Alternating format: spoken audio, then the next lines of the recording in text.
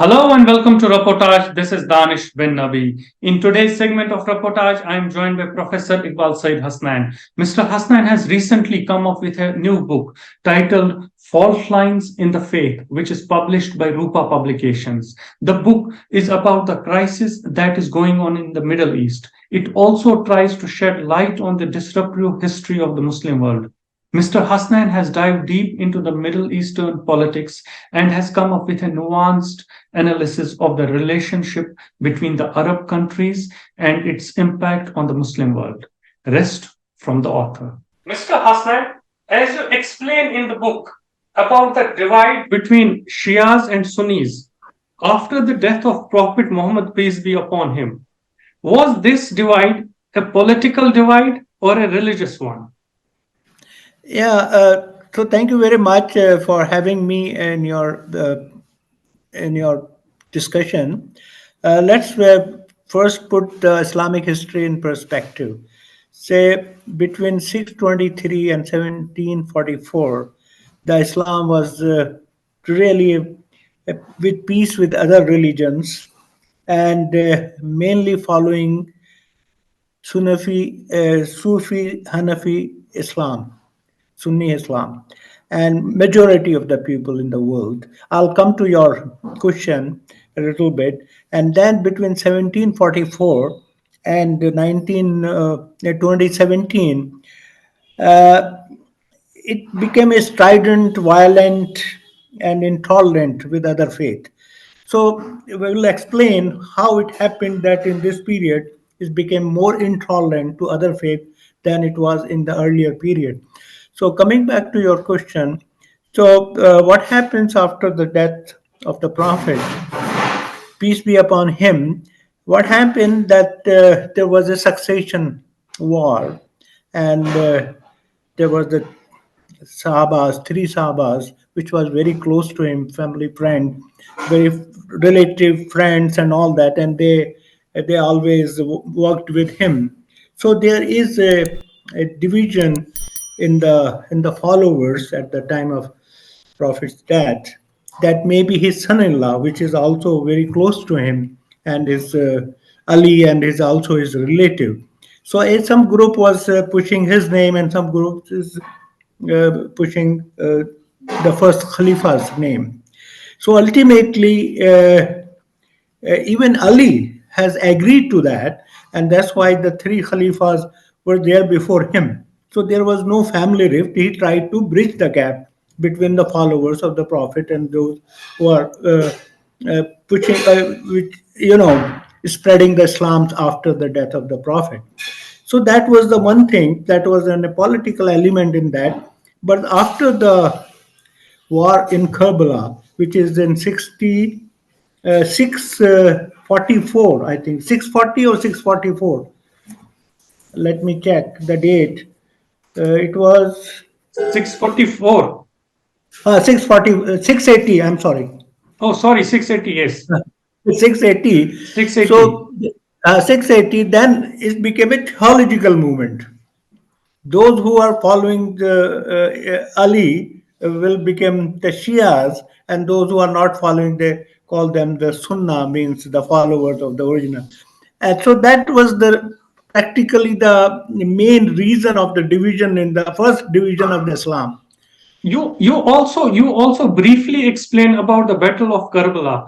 How actually it was the Battle of Karbala where all these where both the two sects of Islam basically got divided, and it sowed the seeds of hatred between the two. Explain the political background of Yeah. Karbala. What basically happened? Yeah, right. In the beginning, it was not like that. That there was a very sharp division, but over the years, when the Iran became, a Shiite really country after the when the Safis first Safi was formed, the government there, and that they converted most of the because there were Sunnis already, and they became Shiite. So it became a kind of a country, and there was certain followers of his Shiite faith, which were believing that Ali is the rightful uh, successor of Prophet. But others were not believing. So that kind of a division was there. But in the Karbala, there was also a very political thing, because between those coming from the Syrian side and those who are, because earlier, if you know better history than me, Islamic history, that it was in Syria, and then it became the war between the Makkah and all those, and they came here to Najaf area, and they're trying to go, and there was in between some talks of various groups, and that also created a bad relationship between them. Ultimately, it ended up because of a power grab of the ruler of the Syria, and that was the culminated in a war, which was a not a equal war, but it is a only 75 people, and it's a big army was there from the ruler of the Syria, and that happened, and that resulted into the battle. Mr. Hasnain, if I am understanding you correctly, the death of the Prophet, peace be upon him, and the war of Karbala, both were the political things that had happened to Islam, and there was nothing religious about both the incidents. Am I You right? know, yeah. No, I little explained that that happened. Of course, is everybody has to die who was a human being. So after the death, there was a succession fight, and that created a little division. But if you read all the history, Islamic history, Ali supported. It's not that Ali revolted against the three for Sahabas. He was supporting them, and then his chance has come as the fourth Khalifa, and there was a some that time has elapsed, and certain people are became more kind of a dynastic kind of a ruling after the Prophet, because it was not dynastic. Who will be the capable person will be the leader of the Islam. But after that, there was some kind of that that king or the ruler of that can say that my successor will be uh, the ruler of Islam or lead the Islam. Now let's come to 1744. Yeah. 1744, we see this religious man, Abdul Wahab, he goes to Al Saud, and they form an alliance between the two. Why was it important for Abdul Wahab to form an alliance with Al Saud? Yeah. Yeah, it's a good question. You raised a very good question. So I have to go a little bit in the history back, and we have to go in the 13th and 14th century when Ibn Taymiyyah was there. So Ibn Taymiyyah was also a religious scholar who was a Syrian, basically, but working in Baghdad. So after the, between 9th and 13th century, Islam's golden period is what we call the golden period. Why we call it is a golden period of Islam? Because science and religious and spread of Islam was great. It's gone up to Andalusia in the southern Spain. It's gone up to the China and is growing in a big way. And then all of a sudden, the attack of Mongol attack, Halaku attack, what happened. And that they destroyed the entire Baghdad and the Abbasid regime. But Ibn Taymiyyah said that why it happened. He explained the attack of Mongols and destroying of the Islamic civilization, not civilization per se, because nobody can destroy the civilization, but whatever the achievement, the entire library of Baghdad was put into the rivers. And that it is a historical fact, because they were attacking and were brutalizing the people and all that. And at the same time, there was a lot of migration to India also after the post-Mongol invasion. Those intellectuals who are there, because there was a sultanate was here in Delhi, and they felt it is a safe place to go there, and that's why most of the people came to Delhi, and they settled in Badaयूं and other parts of North India. That's why you see a lot of intellectuals are being given by these places. So these are the remnants from that. So when Ibn Taymiyyah gave a concept, okay, this because the Islamic the followers of the Islams are digressing from the main Islam. That means the first three, Salah means first three Sahabas, which were followers, and that time the Islam was there. That was only the the Quran and the Hadith. So we have to follow the Quran and Hadith, and the Sufism and other things which has came into the Islam later on. They say it is a bidah. It is not the real Islam, and that's why he brought and he wrote many books about that. And then he migrated back to the Syria, and he created a lot of literature on these things that we have to follow, and that is why we call it Salafis or Salafis religion. Not a religion, is a kind of a creed has created. But at that time, Ottomans were ruling, and they were really Sufi followers, Sufi, Sunni, Hanafi Islam followers, and they were became very angry about it. And those who used to talk, they used to hang him, and they were not tolerated all this kind of a thing. And all this thing was happening all through the period, and until the Ottomans became weak by the First World War, and then Mr. Abdul Wahab was came and started following the Ibn Taymiyyah's creed of Islam. He said that is. Then one thing very important I would like to mention here, that Mr. Ibn Saud was the ruler of Najd. They were small oasis which used to sell the water and to sustain his. And he was a little. There was a lot of voices in the Arabian Peninsula, and is one of the main voices. But he had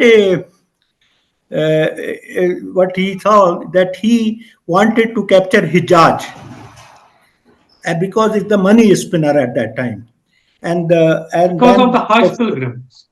yeah, Hajj pilgrim, the Makkah and Medina was under Ottoman Empire. And they were getting a lot of money about that, because that was the money spinner. There was no oil, nothing at that time. So Mr. Ibn Saud has an ambition that why don't we get that thing and we also become rich, because there were poor settlements and all that kind of it. Then, then at that time, this guy Abdul Wahab came and met Ibn Saud, and he started fighting and all that, but he will always be defeated by the Ottoman forces, because Ottoman forces were very good in army and all that, fighting forces, and very modern kind at that time, very modern at that period of time. So he could not overwhelm them. So then he decided, okay, we can't do anything because it is a big force, just like Israel force is happening now. So then Mr. Wahab told him, okay, there is a way if you want to do. Then you say that the people following this Sufism is bidah and they should not do, and you give this kind of a message that Quran and Hadith, the Prophet, even he was a human being and he was a messenger, or the things has come, but he is not that we pay obeisance to Muhammad, and he is simply a messenger, that our holy book has come through him. That kind of a concept he has given. And he said that, but in the initial period of Ibn Saud was very angry. He said, we can't, the people will not accept it. How we will do it? He said, you try. Religion aspect is very important to win the people. Then they both come together in 1744, and they made an agreement and retooled the Islam narrative. Mr. Hasnain, explain to me this. We have seen the divide between Shias and Sunnis. By the time Yeah. of Karbala, it was on both sides, it was on two extremes. Then, since then, we have seen the division between Shias and Sunnis throughout our history, the Islamic history. But in the 15th and 16th century, there on the one side were the Shia Safids who were ruling Iran, and on the other side was the Sunni Ottomans who were ruling the Middle East, most parts of the Middle East, and Sunni Caliph was with the Ottomans. How did these two great empires used to coexist between themselves? Yeah, it's a good question also. You know what happens that these Ottomans are ruling the entire Arabian Peninsula, okay, and the Iran was ruling this Safvis were ruling Iran, and they Iran. were also that's also ruling the West Asian countries like Uzbekistan and all those things, because their empire, Kazakhstan, and all these countries were they were ruling at that time. So that's why that was the period, and in India at that time, which 15 the Mughals were ruling. They were also a Sunni.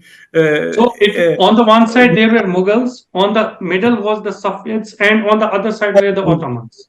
Yeah, so they don't have any issues on the area where they have to fight. There may be ideological differences and all that, but there was no differences on the certain territories, because they have to take this territory or that territory, because that was the resolved, and that the Arab Peninsula is ruled by Ottomans in Turkey and all that. And this Safis has come from, not Safi, this yeah, the ruling class came from Turkey. There is a lot of people in Turkey were Shias, and that was he came and started ruling Iran.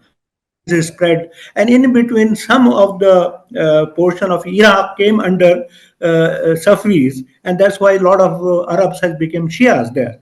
And that's why you see the variation of Shias, Alawites in Syria, Houthis in Yemen, and Hezbollahs, what we call the as a Shia population. So Shia are in even in Saudi Arabia, the eastern portion of the where the oil is discovered was the Shiite religion. Shiite people lives there. So the Shiite are in minority, but they were there all across the Middle East. So And they that were was, living side by side with the Sunni population. yeah. That is another And there point I was want no to. rift between during this era between two divisions of the Islam. Yeah, there was no exactly.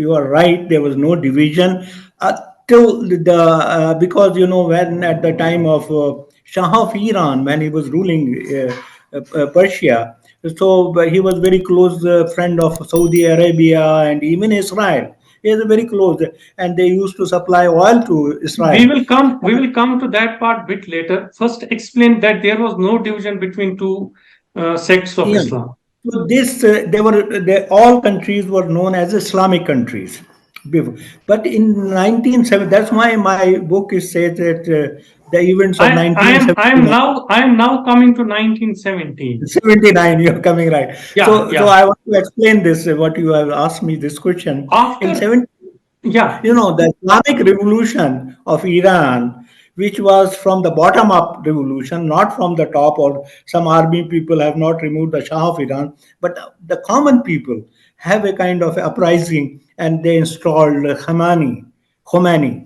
as a religious leader. That was a big shock to the entire Arab world and the entire Muslim world or Middle especially to East. the Saudis. No, not only Saudis, but entire Muslim Islamic world. That was surprise. Before you jump into 19 before we jump into 1979, first explain to me this. The Saudi state is by 25 to 1932 38 they and all formed that. the Saudi state, the Saudi Arabia, which Yeah, is yeah, the yeah. present Saudi Arabia. And you in the book you write that from 1930 onwards to 1979 the Saudi was a liberal society. Women were Yeah. driving.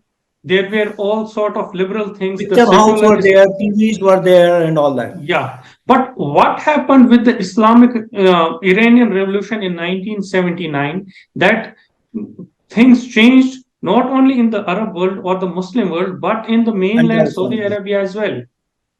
No, that's what they are. Both questions are linked. That's what I'm explaining you. That when the 1979 revolution happened, that is the first time that a Shiite uh, religious kind of regime was installed in Iran.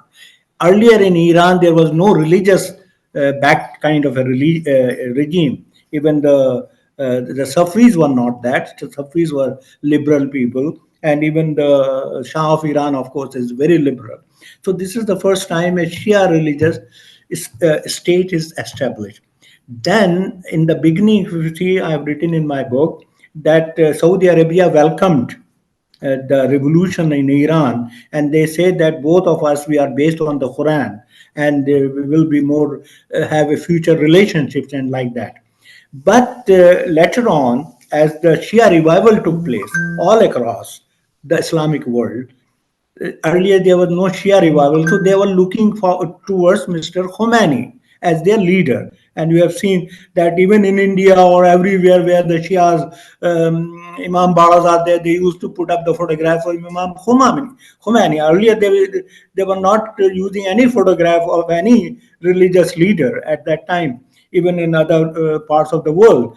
So that was the real challenge to the followers of Ibn Taymiyyah kind of a creed in Saudi Arabia. So then the Saudi Arabia having the Western kind of influences and all that, that was also recognized by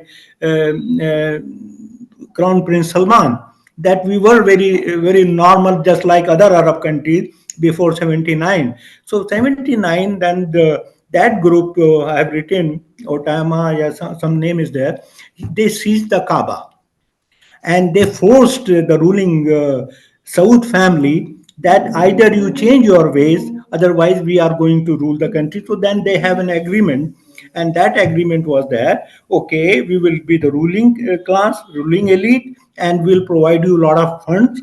From at that time, a lot of funds were available in petrodollars, and then you spread your Islamic religion, and that's why so many organizations were formed in Saudi Arabia. The NGOs are formed, which is funded the global resurgence of Islam and the construction of mosques and all over, which is happening, and the changing of the literature and the spreading and the kind of Islamic code that the ladies, because the Wahhabis are against the education of ladies. They believe, as you see in the Taliban and other, they have kind of a view that okay, ladies should not go out of the houses, and if they go out houses, they fully cover except the eyes are visible. Mr. Hasnain, so initially 1979, Saudi accepted the revolution. It was Yeah, only Saudi only reacted when they saw that Iran is propagating the Shiaism in the other Arab revival, world. Shia revival globally. So that was another phase because this regime, which Khomeini has formed, is also spreading Shia revival globally. And that was not acceptable to them because they were also feeling threatened at that time. And that's why the first time the Shia Sunni divide was visible in the Middle East. So it was basically but the Saudis first accepted Iranian revolution. Yeah, in the It was initial only issue, to counter and the reaction that Saudis gave back to the revival of Shiaism. after the siege of Kaaba siege was the turning point Turning because point. Islam has many turning point. Kaaba siege was that, and they even that Americans cannot. The French special forces has came and they brought both the groups together, the ruling family. Otherwise, they would say that the ruling family has to go out. They are incapable of ruling because they are spreading all kind of a digression in Islam, and they are not Islamic in a true sense. So that kind of a conflict was there, and then they have an agreement, the ruling family, okay, we will not the religious aspect you take care, will take the administrative aspect. And since then they had an agreement until the Salman came on the scene and changed the entire narrative, and he put all these religious leaders in the jail and changed it and opened the Saudi Arabia as we And have seen. and and since 1979, we see that Iran tries to influence the Shia population and the Shia regimes in Arab world. Saudis, on the other hand, try to influence the Sunni population and the Sunni Arab leaders. Explain this to me. Qatar is a majority Sunni country, which also believes in the Wahhabi ideology, but it has a very close relation with Iran. Why is it Yeah. so? There are two parts in your question. One aspect is that how this when Saudi spread the whole. They had billions of dollars. The World Muslim League Council or something like that. I don't remember offhand the name of that NGO which was supplying. And that's why I see, if you look at the history of Islam, then in the Britain in 1859, the first mosque was constructed. That was the first mosque constructed by the Begum of Bhopal. And now there are thousands of mosques in Britain, Europe, and I've been to Seoul in South Korea, everywhere, any part of the world you go, even in America, hundreds of it. So all this money came from that. So I was, that's why I started this book. Why I was reading this, because I was in uh, University of Manchester in '94 when I saw how this unraveling of the young people of the born and brought up in the England and the other Western society, they are reacting to the American hegemony at that time. So another thing which you asked, that why Qatar? Actually, it is a history of that. Qatar, after this 9/11, Qatar was hosting US Islamic World um, annual meet. I also attended a couple of times because at that time I used to live in America. So there was a kind of a leadership role taken by Qatar. And that really put off many, especially Saudi Arabia ruler, because they are bigger country and all their resources are big as a small country. That is one reason why they were became against Qatar. And then you have seen that when Salman came, Crown Prince Salman came, and he also boycotted, where the UAE and Saudi joined and they boycotted. At that time, Qatar became more closer to Iran and Turkey. And another reason why Qatar is very friendly to Iran, because the gas resources which they have, both of them, they share the gas fields in the ocean. So half of the gas or the same source is there. Gas goes to Iran and gas goes to Qatar also. That is also a strategic reason why they are always be friendly. And there is a lot of Shias in Doha, and they are allowed to practice their majalis and all kind of So religious Qatar activity. basically is trying to have a balance in its own society and a balance with the neighboring countries, be it Yeah, Iran or the Saudis. yeah, and Turkey also, because they are all together. Turkey is also, because Turkey's forces are there. And when I was in Dubai at that time living, when there was no vegetable, nothing, and everybody was, the Qatar was totally isolated. So all the vegetables, fruits were coming from Iran and from Turkey. So at that time, Turkey sent forces to safeguard the interest, because it's a small country, to safeguard the interests of the Qatar. So that's why Qatar has its own independent foreign policy as far as the Middle Eastern is concerned. And now you see their role is there in present circumstances. Coming to Syria now, after Arab Spring of 2011, the Syrian government, the Shia, Alawites, they were Yeah, completely backed by Iran. Russians yeah. stepped in, but Hezbollah and Iran had an active part. We are playing an Hmm. active part after 2011 to safeguard Assad. But again, in this scenario as well, they do not accept Iran's hegemony. Is it right? Yeah, yeah. You raised this point of Syria, and if you look back at the senior Assad, not the president, his father was having a kind of independent kind of a foreign policy, and they were the first to You sign are an talking of agreement. Hafizul Assad. Hafiz Assad, the senior Assad, where the differences were there between Iran and Syria at that time, because at that time they've gone with the agreement with that for the Golan Heights and all that, which it never happened afterwards, and that's why he was pursuing a kind of independent foreign policy away from Iran. And Hafiz Assad was more secular kind of a person. He was not a religious band kind of, just like Saddam Hussein, though he was a Alawite, but he was more closer to the Sunni people, Sunni Islam people, and all that. So at that time, so that was the differences. But what happened again? The Americas has played a role. So American invasion on Iraq, which all Arab countries, even Saudi, has suggested to US that you should not invade and should not uh, displace Mr. Saddam Hussein, because the Shia Shia people are in majority and you are talking about democracy, they will become the ruler. So they advised the major Arab countries not do that, don't invade Russia. But Mr. Bush was not knowing what is Shia, Sunni, and all those kind of a thing. He has read very little history.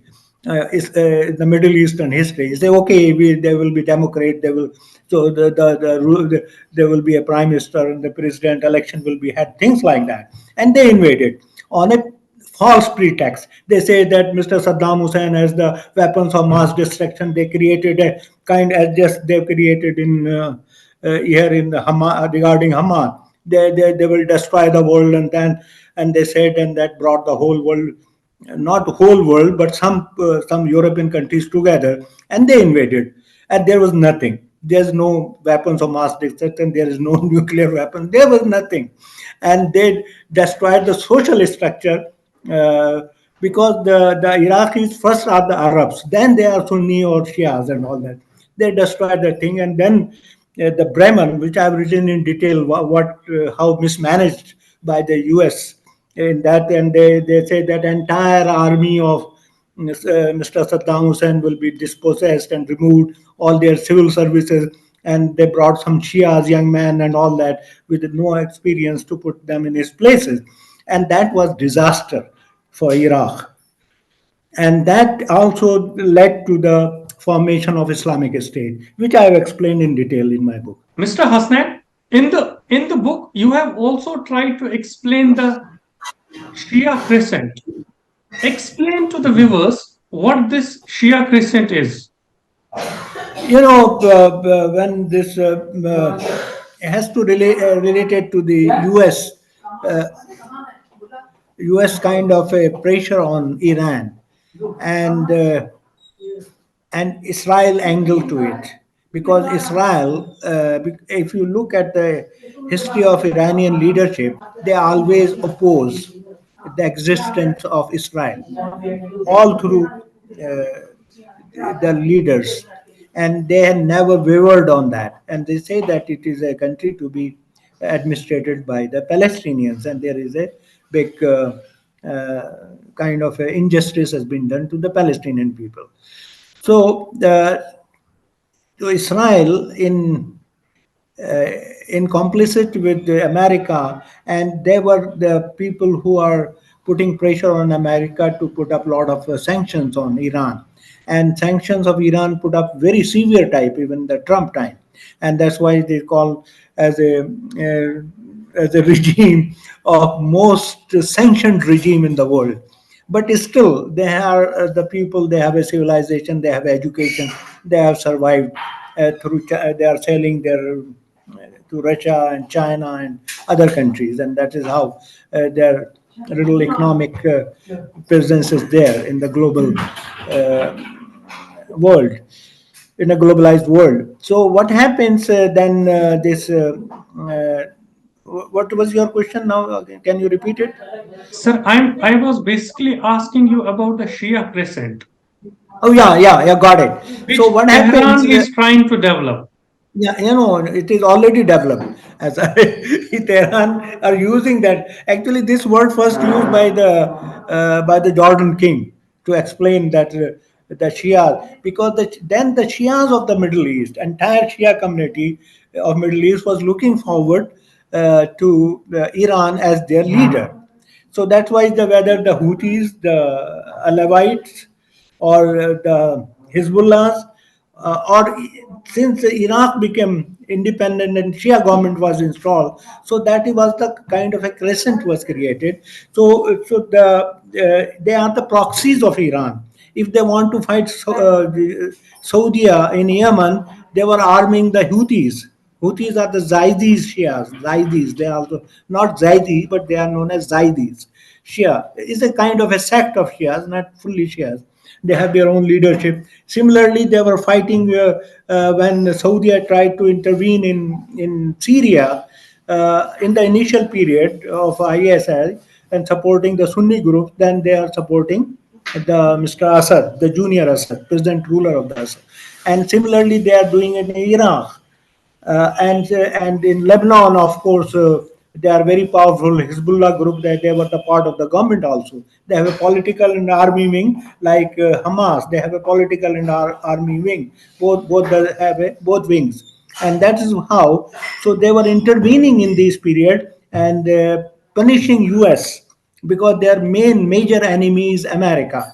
So then what happens then when the US started withdrawing from the Middle Eastern politics after Mr. Trump, Mr. Joe Biden has came and he withdrew from Afghanistan and installed the Taliban, whom they fought for 20 years. Again, they put them back into the power. Then, yeah, you want to ask question? Sir, can you please ask them to be a bit silent? वहाँ पे आपका side talk बहुत आ रहा है और Yeah, बर्तनों my की wife आवाज is बहुत going. आ रही है. Yeah, sorry. Okay, they're gone. Yeah. So before we come to 9/11 discussion, let me first ask you, Saudi Arabia backed its militia in Iraq, in Syria, in Iraq, in Yemen, but at all these three places, Iranian came up first and they defeated the Saudi-backed militia. If we go to Turkey is more closer to Iran than Saudi Arabia. Likewise, Indonesia, Malaysia, Qatar is more close to Iran than to Saudi Arabia. Now coming to the military of both the countries, Saudi and Iran. Iranians have developed their own, the entire military capability they have developed indigenously. On the other hand, the Saudis are taking it from either Israel or the US. Has the MBS, the new prince, the crown prince, has he been defeated by Iran consistently since he has taken over? Yeah, you know it very well that when the prince started intervening in Syria, in Yemen, he was not then in the initial period. UAE also joined them. In the UAE and Saudi Saudis. forces, Saudi forces were there, but they were unable to defeat them. And there is a kind of a insurgency happened, and then the Houthis were armed by the Iranians because it is a very important. At one time, few years back, you have seen the missiles which were hitting many areas of Including Saudi Riyadh. capital. Yeah, yeah, so they have a very advanced kind of a missile system which is developed by Iranians, and the drone system which even the Russia is using them in Ukraine war. So they developed their indigenous, as you have said, military hardware, and they are not buying military hardware from anywhere. They're indigenously developed, and the same hardware was used by Hamas, which were it's not that high tech like America, but they are creating problem. And same they have with Hezbollah and with Houthis, and Houthis even attacking Israel now. You have seen in the recent times. So all these things are shows that the capabilities of the Iranian regime, though they are run by a very religious kind of a people, but the people, the common man, and they were against them, and they are very capable people which have a capacity to develop hardwares also. So, coming to 9/11, out of 19 hijackers who attacked America on 11th September, 15 belonged to Saudi Arabia. Still, Americans went to war with Afghans and they destroyed Afghanistan. Why?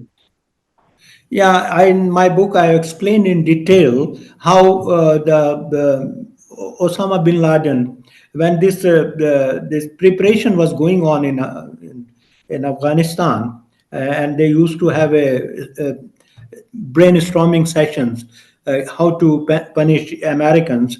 So first, there were various ideas that okay, will hit the nuclear power plants of America. Then Osama bin Laden said that it will have collateral damage in which our own people who lives in a large number in America will be affected.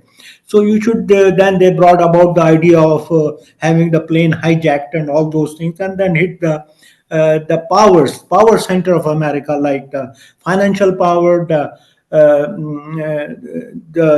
democratic power, that is and then army, and then the White House. So that is how they planned it. And then Osama bin Laden has very consciously suggested to the group that only the Saudis should be used in that, because they will get easy visa. And that is, I've written in very detail that non-Saudis were very difficult for them to get the US visa, and they were recruited, and all these things are in my book, how they recruited and how the ambassador of Saudi has helped them, and blah blah. And then they were trained and all that, and 9/11 You happened have also ultimately. mentioned about the Saudi ambassador in US. They Yeah, Americans allow him to leave. He comes yeah. back to Saudi Arabia, and then Americans go war with the Afghanistan. Why they did leave Saudi and took on the Afghans? Afghan,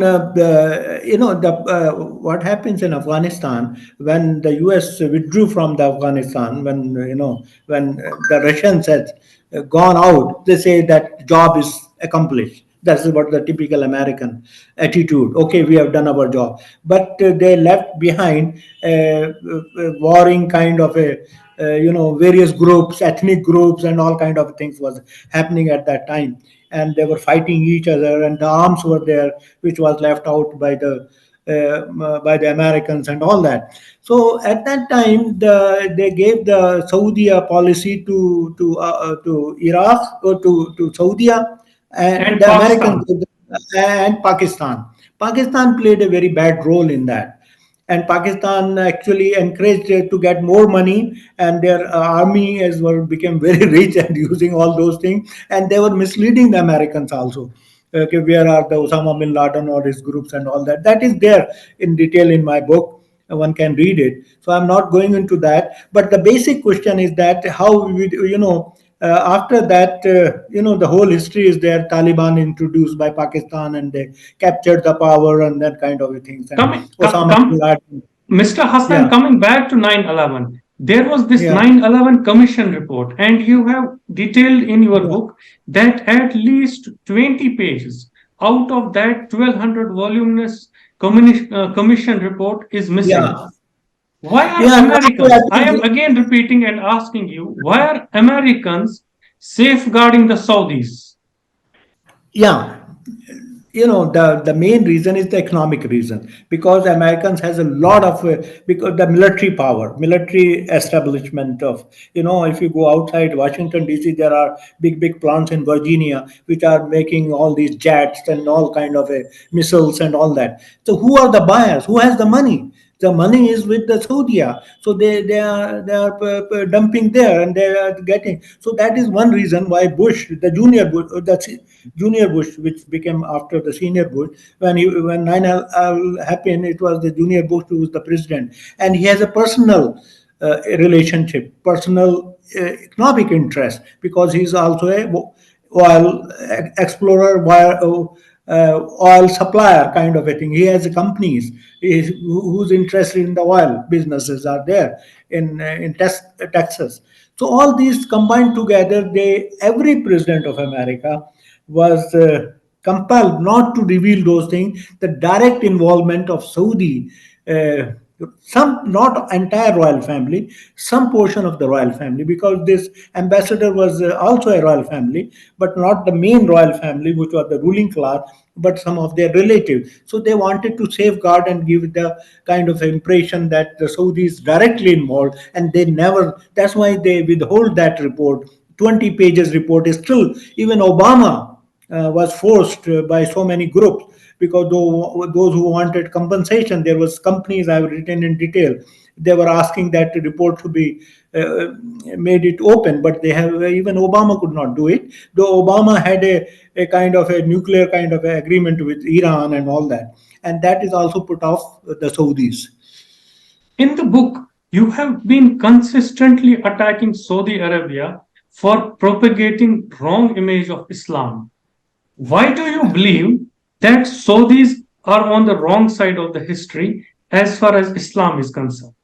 No, Why I'm saying that, because the period after 79, before 79, I'm not attacking Saudi Arabia. I have not attacked Saudi Arabia.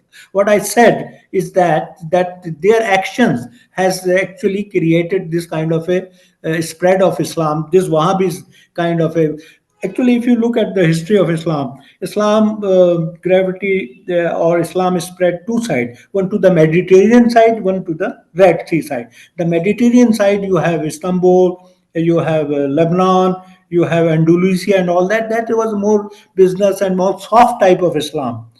I am now, that is a Sunni Hanafi type of Islam. But those who are there to the Red Sea is became more strident, more violent, and because of this thing, the preachers of those people and what the agencies and the funding is done by the Saudi, because they change the interpretation of the Quran, they change the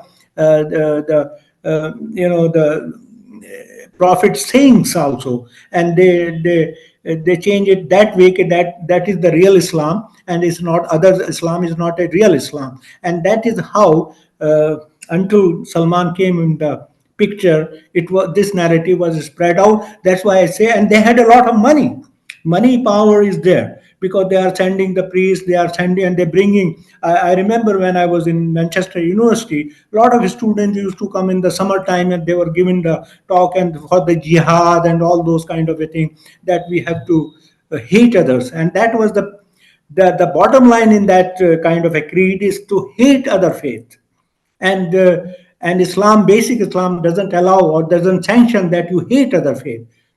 You may be in certain faith and they believe in that, whether it's a Christianity or Hinduism or Judaism. We should not hate them. We can follow our religion. So, because of this hate, Saudis are on the wrong side of the history. Yeah, they were wrong side. Now they came on the right. They have learned their lesson, and that's why Because they of say the that. MBS, because of the Yeah, liberalization of the Saudi Arabia, right? yeah, because when the MBS came on the scene, he said that we are isolated and everybody is criticizing us, and globally we are. So he wanted development of the Saudi and bring more. And even you have seen that even in that regime, many girls were cannot go out without escort, and many has escaped from Saudi, and then they ended up in England or in Canada or in America. Mr. Hasnain, we cannot end this intriguing discussion without Yeah. talking about the things what is currently presently happening in Gaza. What's your stand on it? My stand is very simple. All these, it's not happened in vacuum. You see the history of Palestinian people, right from the 48, when they were, they brought it and they captured their land. And okay, they established another regime, because Jerusalem is the center for all the religion, Islam and Judaism and Christianity. I agree, and that is to belong to everyone. Or they should have made the Jerusalem as a UN city, but they have not done. Had they have done it in United Nations city in 1948, this thing was not happened. But they have not done. Then there was the subsequent war and the capture, and then the failed U.S. policies, because the U.S. Always supported the Israel without. There are so many presidents who said that, of course, there is a need to have a two-nation solution of the Palestinian problem, and that is the right. But one nation, the Palestinian nation, cannot be formed when the security is with the Israel. They want that our own security, our own government. We are sovereign, and then you make it us. And no U.S. president has ever allowed it. And before Trump, there was two Democrat president or two Republican president. They never shifted U.S. Embassy to Jerusalem. The Trump was the first one who shifted, and then he started a relationship with the Crown Prince Salman also, and took a lot of money from him for his charity, for his daughter's charity, and all that. And until the Biden has came, because Biden's have no relation. Then in between came the Iran entered into the Middle East, and Iran brokered that kind of a uh, relationship between Iran, because they are both friendly to Iran and Saudi Arabia. And another problem which is coming with the Israelis is the total destruction of their what is we call the Abraham Accord.